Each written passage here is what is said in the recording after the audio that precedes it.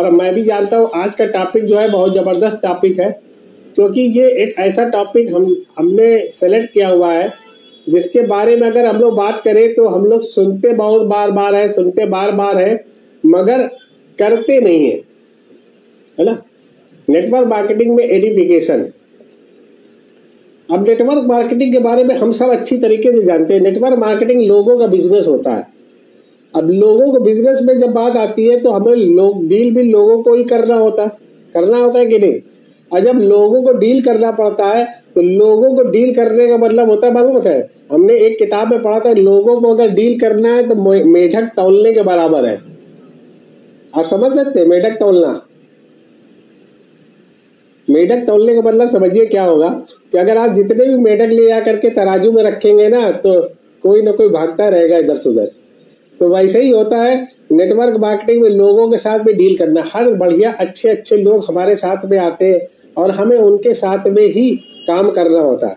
और सच बात ये है कि ये जो बिजनेस है ना, ये इसमें हम सब अपलाइन हैं, हम सब लीडर होते हैं, हम सब वक्ता होते हैं। यानी हम जिस दिन से बिजनेस शुरू करते हैं और जिस दिन भी हम एक व्यक्ति को अपने साथ में जोड़ लेते हैं, साथ में ऐड कर लेते हैं, तो हम समझ लीजिए लीडर बन जाते हैं। यानी कहीं ना कहीं हमारे पास जिम्मेदारी हो जाती है, अपलाइन बन जाते हैं तो जिम्मेदारी हो जाती है। तो आज जो हमारा चैप्टर है नेटवर्क मार्केटिंग में एडिफिकेशन, विश्वास और प्रतिष्ठा बढ़ाने की कला। और सबसे नीचे हमने लिखा हुआ साथी बने और सफलता पाए। साथी बने और सफलता पाए। मैंने बात को रिपीट इसलिए किया क्योंकि यहाँ पे साथी बने तभी सफलता पाएंगे। अकेले नेटवर्क मार्केटिंग का बिजनेस अकेले नहीं होता और ना ही कोई आज तक अकेले बिजनेस करके नेटवर्क मार्केटिंग में सफल हो पाया। यानी आपको साथ निभाना पड़ेगा, साथी बनेंगे तभी सफलता पा सकते हैं। यानी एक दूसरे का साथी बनना पड़ेगा। एडिफिकेशन होता क्या है, थोड़ा सा इसके बारे में जानते हैं। एडिफिकेशन का अर्थ है कि किसी व्यक्ति, लीडर या स्पीकर की छवि को ऊंचा उठाना और उसकी प्रतिष्ठा और विश्वसनीयता को बढ़ाना। ये उनके गुणों, उपलब्धियों और उनके योगदान को उजागर करने की प्रक्रिया है। हम सब जानते हैं जब भी हम मीटिंग में जाते हैं, हम 1-on-1 प्लान करते हैं, ग्रुप मीटिंग करते हैं, होम मीटिंग करते हैं और कोई ना कोई हमारे लिए प्लान करता है या हम किसी के लिए प्लान करते हैं। मगर आपने देखा होगा कि बहुत सारे लोगों को रिजल्ट आते हैं और बहुत सारे लोगों को रिजल्ट नहीं आते। यानी लॉ ऑफ एवरेज किसी का 10 में से 8 का रहता है, किसी का लॉ ऑफ एवरेज 10 में से 1 या 2 का रहता है। व्यक्ति वही प्लान दिखाता है, वही तरीके से प्रोडक्ट बताता है, उसी तरीके से डेमो करता है, फिर भी रिजल्ट कम हो या ज़्यादा होता है। उसका कारण सबसे बड़ा होता है कि हम अपने ग्रुप में अपनी डाउनलाइन का, हम अपनी अपलाइन का एडिफिकेशन नहीं करते। जब हम एडिफिकेशन नहीं करते हैं तो सामने वाला आपकी वैल्यू नहीं समझता, और जब आपकी वैल्यू ही नहीं समझेगा तो आपको प्रोडक्ट हो या प्लान हो बहुत हल्के में लेता है और आम जिंदगी की तरीके वो आपके हाथ में साथ में आता है और हाथ से निकल जाता है। तो एडिफिकेशन का नेटवर्क मार्केटिंग में बहुत बड़ा रोल है। और नेटवर्क मार्केटिंग की सबसे अच्छी बात क्या है कि यहाँ पे डुप्लीकेशन बहुत जल्दी होता है। अगर आप अच्छा करेंगे तो आपका अच्छे का डुप्लीकेशन होगा और आप खराब करेंगे तो आपके खराब का भी डुप्लीकेशन होता है। अच्छे का डुप्लीकेशन जो होता है ना वो 50% होता है और खराब का जो डुप्लीकेशन होता है वो 200% होता है। समझ में आ रहा है ना बात को? यानी अच्छे का डुप्लीकेशन कितना होता है? 50% और खराब का डुप्लीकेशन होता है 200%, यानी आपका डबल। और जब आप अच्छा करते हैं तो लोग आपका आधा उठाते हैं और जब आप खराब करते हैं आपका डबल उठाते हैं। तो वही होता है जब हम जैसा एडिफिकेशन करते हैं हम अपनी अपलाइन का या अपनी डाउनलाइन का, अपने ग्रुप का, अपनी टीम का, वैसे ही हमारी टीम भी करती है और इसी वजह से हमारे पास रिजल्ट कम और ज़्यादा आते हैं। तो आज का टॉपिक इसीलिए मैंने रखा कि आज हम अगर एडिफिकेशन के बारे में जान जाएंगे तो हम उसका आज ही से उपयोग करना शुरू कर देंगे और कल से ही हम उसके रिजल्ट पाना शुरू करेंगे। दूसरा, हमने आपसे इसमें पहले भी बोला, जैसे आपने पढ़ा भी था, कि विश्वास और प्रतिष्ठा बढ़ाने की कला। विश्वास और प्रतिष्ठा बढ़ाने की कला, तो पहले हम लोग विश्वास के बारे में जानते हैं कि विश्वास कैसे बढ़ाएं। जब हम किसी लीडर को प्रस्तुत करते हैं तो हम उसके बारे में ईमानदारी से बात करें। सबसे पहली बात क्या है, उसके बारे में जो भी बात करें ईमानदारी से करें। दूसरा, उसकी उपलब्धियां यानी उसकी सफलताओं और अनुभवों को जरूर साझा करें। यानी उसने अभी जैसे हाशिम सर बोल रहे थे मेरे बारे में, उन्होंने बहुत अच्छा बोला है ना, तो क्या उन्होंने भी हमारी सफलताओं और अनुभव को ही साझा किया। और किसी भी जानकारी को बढ़ा चढ़ा करके ना बताएं, कभी भी ना बताएं। जितनी जरूरत है उतना ही बताएं और सटीक बात करें, बिल्कुल नॉर्मल बात करें, सटीक बात करें, तो उसका विश्वास बढ़ता है। दूसरे नंबर पे बात करें प्रतिष्ठा कैसे बढ़ाएं। प्रतिष्ठा बढ़ाने के लिए कोई बड़ा काम नहीं करना है, उनके अनुभव और मार्गदर्शन को महत्व दें। यानी अगर जैसे मान लीजिए मैं अपने बारे में बात करूं, तो मान लीजिए नेटवर्क मार्केटिंग डायरेक्ट सेलिंग मैं 2005 से कर रहा हूं। अब 2005 से 2025 आने वाला लगभग 20 साल होने जा रहे हैं। तो हमारा अनुभव लगभग 20 साल का अनुभव है। तो मैं आपसे जो भी बात करता हूँ, आगे के लिए भी बात जो करता हूँ, वो भी 20 साल के अनुभव के हिसाब से करता हूँ। यानी आप उनके अनुभव और मार्गदर्शन को महत्व दें, उनकी नेतृत्व क्षमता, कड़ी मेहनत और टीम को प्रोत्साहित करने की कला पर जोर दें और उनके योगदान के लिए उनको धन्यवाद भी करें। जब ऐसे करते हैं तो प्रतिष्ठा जो है ना, उनकी प्रतिष्ठा में फर्क पड़ता है, आवश्यकता बढ़ती है। आगे देखते हैं हम लोग। अब ये क्यों आवश्यक है, एडिफिकेशन क्यों जरूरी है। जब आप किसी व्यक्ति को एडिफाई करते हैं तो टीम के सदस्य और संभावित ग्राहक उनके प्रति अधिक विश्वास महसूस करने लगते हैं। यानी अगर आप किसी को प्लान दिखाने गए हैं या आप कोई ग्रुप मीटिंग कर रहे हैं और आपने वहां पे अपने अपलाइन को या अपने सीनियर को या अपने लीडर को आपने एडिफाई कर दिया, तो जो व्यक्ति वहां पे बैठता है ना, वो बहुत ध्यान से सुनता है, क्योंकि कहीं ना कहीं रिलेट करता है। टीम भावना मजबूत होती है और समूह के भीतर सकारात्मक माहौल होता है। भाई अगर कोई लीडर पहुंचता है ना, तो बनी सी बात यार वो बहुत अच्छे सीनियर लीडर है, उनकी बात को बहुत ध्यान से सुनो, तो ऑटोमेटिक जो है ना माहौल वहां का पॉजिटिव हो जाता है और व्यक्ति की नेतृत्व क्षमता को रेखांकित करता है और उनके प्रेरणा स्रोत के रूप में प्रस्तुत करता है। यानी अगर आपने उनको एडिफिकेशन सही किया है तो उनकी जो नेतृत्व करना है, यानी जो उनकी लीडरशिप है, वो एक प्रेरणा स्रोत के रूप में लोगों के सामने आती है। यार जब ये कर सकते हैं तो मैं भी कर सकता हूँ। आगे देखते हैं। एक सरल सा उदाहरण मैं बता रहा हूँ। जैसे हमारे लीडर ने, आप जैसे इस तरीके से भी बात लोग करते हैं, हमारे लीडर ने केवल 2 वर्षों में 1000 से अधिक सदस्यों की टीम बनाई है। उनकी मेहनत और मार्गदर्शन ने हमारी सफलता को आसान बनाया है और इस तरह का सम्मानजनक दृष्टिकोण अगर हम रखते हैं नेटवर्क मार्केटिंग में विश्वास और प्रतिष्ठा को बढ़ाने के, तो ये हमारी मदद करता है। और आगे चलते हैं, जरा उसके बारे में और जानते हैं। किसी लीडर या स्पीकर की महत्ता और विश्वसनीयता को उजागर करना, यानी थोड़ा सा हिंदी में है तो थोड़ा सा कठिन होता है बोलना।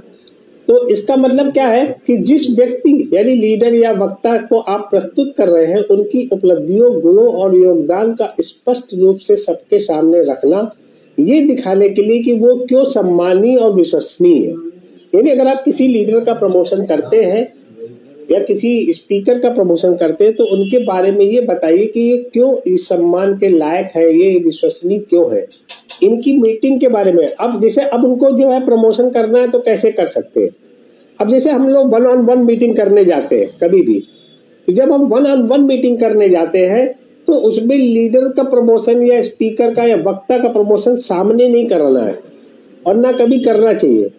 आपको लीडर का या प्रमोशन जो है मीटिंग के लिए जब अपॉइंटमेंट फिक्स कर रहे होते तब आपको करना होता है, जब आप 1-on-1 मीटिंग करते हैं। क्योंकि जब आप पहले से उनके बारे में बताते हैं तो सामने वाला सुनने के लिए तैयार होता है। मगर जब हम कोई मीटिंग करते हैं, ग्रुप मीटिंग, होम मीटिंग या हाउस मीटिंग, या अगर हम बड़ी मीटिंग करते हैं, तो वहां पे हम जो एक होस्ट होता है या जो एक प्रेजेंटर होता है, वो उस समय में अपने अपलाइन को ऑनलाइन के समय या ऑफलाइन के समय में प्रमोशन करता है। और यही दोनों तरीके हैं।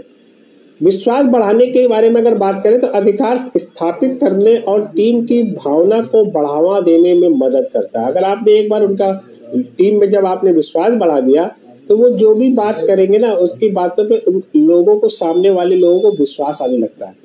और विश्वास बढ़ाने से जब आप किसी लीडर के गुणों और उपलब्धियों को उजागर करते हैं, तो जो दर्शक होते हैं ना, उन पर भी विश्वास का असर पड़ता है।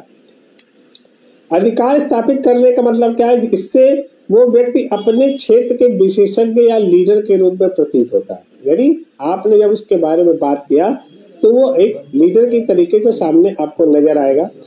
टीम भावना को बढ़ावा देने का मतलब क्या है? ये टीम के सदस्यों को एक साथ काम करने, एक दूसरे पर भरोसा करने और अपने लीडर को सम्मान करने के लिए प्रेरित करता है।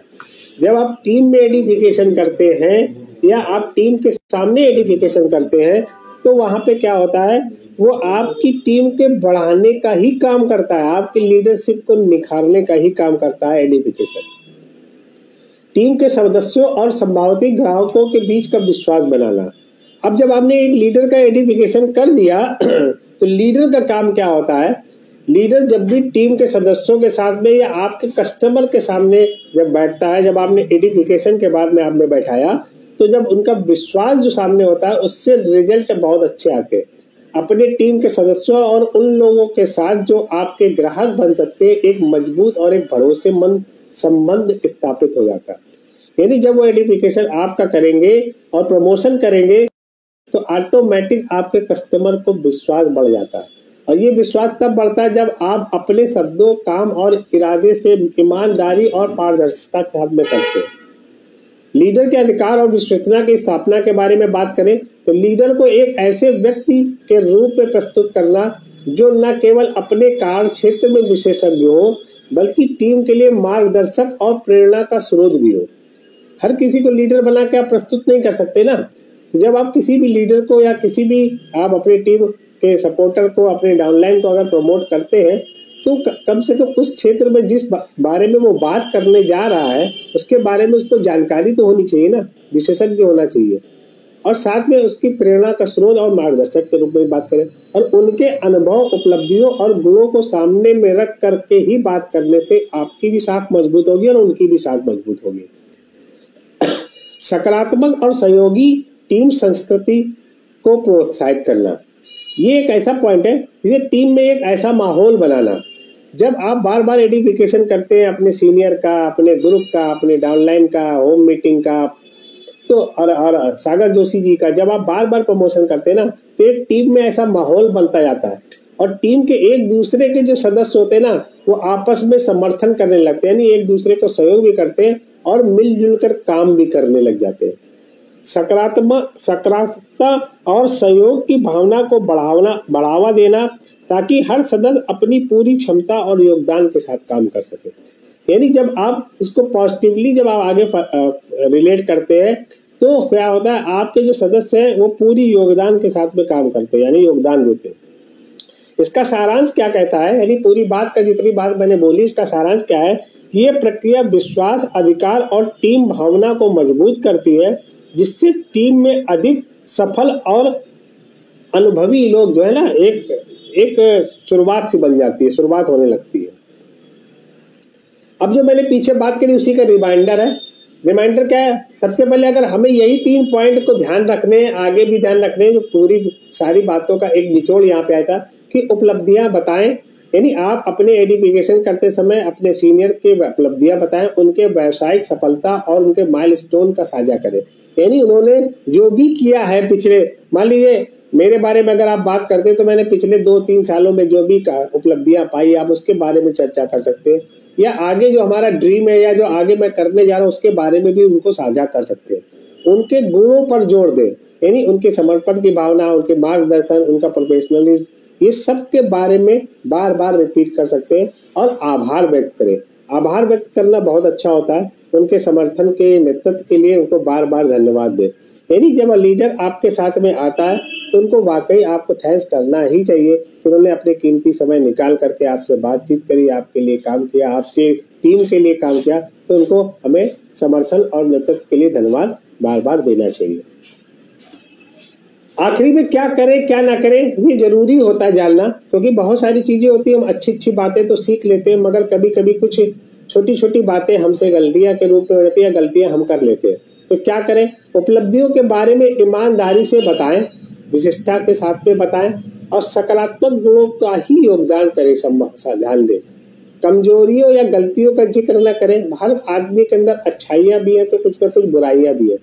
तो हमें क्या करना है, हम लोग पॉजिटिव लोग हैं, हम लोग को क्या करना है, हमें उनकी कमजोरियां या गलतियों को बार बार दोहराना नहीं है, जिक्र नहीं करना है, उनकी अच्छाइयों के बारे में, जिन्होंने हमेशा अच्छा किया, जो अच्छा करते, उनके बारे में ही बात करनी है और बढ़ा चढ़ा के या गलत तरीके से प्रस्तुत नहीं करना है। यानी जो कहना है वो साफ सुथरा और अच्छे ढंग से कहना है, जिससे आपका एडिफिकेशन फुल पूरे तरीके से होगा। और एडिफिकेशन की एक और खास बात बता दूं, एडिफिकेशन खाली अपलाइन का नहीं होता, एडिफिकेशन खाली सीनियर का नहीं होता है, एडिफिकेशन किसी खाली एफडी का नहीं होता। एडिफिकेशन जो होता है हर चीज का, अगर हम बिजनेस में है, सिस्टम का एडिफिकेशन करना पड़ेगा, आपको प्रोडक्ट का एडिफिकेशन करना पड़ेगा, आपको अपने ग्रुप का एडिफिकेशन करना पड़ेगा, आपको अपने डाउनलाइन का एडिफिकेशन करना पड़ेगा और साथ साथ अपना भी खुद का भी एडिफिकेशन करना पड़ेगा। जब हम ये बराबर बराबर बराबर करते जाते हैं तो धीरे धीरे क्या होता है, हमारा ग्रुप भी वैसे ही करना शुरू कर देता है। जैसे मैंने बताया कि जो हम अच्छा करते हैं वो हमारा ग्रुप 50% करता है और जो हम गलत करते हैं, बुरा करते हैं, वो हमारा ग्रुप 200% करता है। तो जब हम खुद अच्छा करेंगे तो धीरे धीरे क्या होगा, हमारा ग्रुप भी अच्छा होने लग जाता है। और अब हमें अच्छा कितना करना है, अब हमें अच्छा, जब हमें मालूम है कि हमारा ग्रुप 50% ही एक्सेप्ट करेगा, 50% ही लेगा, तो हमें अपने एफर्ट को जो है ना 100% से 200% कर देना है। यानी अब हमें जो एडिफिकेशन 100% नहीं करना है, 200% करना है। और जब हम 200% एडिफिकेशन करेंगे तो हमारा ग्रुप जो है वो 100% करेगा और जब 100% करेगा तो रिजल्ट भी उसी की तरीके से आने वाले हैं। और जब उसी तरीके से रिजल्ट आएंगे तो सफलता पाने से हमें और आपको कोई नहीं रोक सकता।